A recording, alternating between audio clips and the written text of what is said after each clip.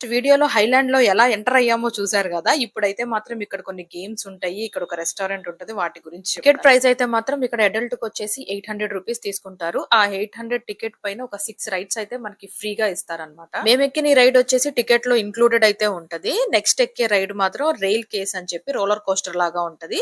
అదైతే నిజంగా చాలా భయపడతాం. అది మనం ఎక్కేటప్పుడు అందరం లైన్‌లోనే ఉంటాం గానీ, ఒక్కొక్కళ్ళని ఒక్కోసారి తీసుకెళ్తదనమాట. వాళ్ళు ఎళ్లి బాగా ఎక్స్‌పీరియన్స్ అయిన తర్వాత మనల్ని పంపిస్తారు.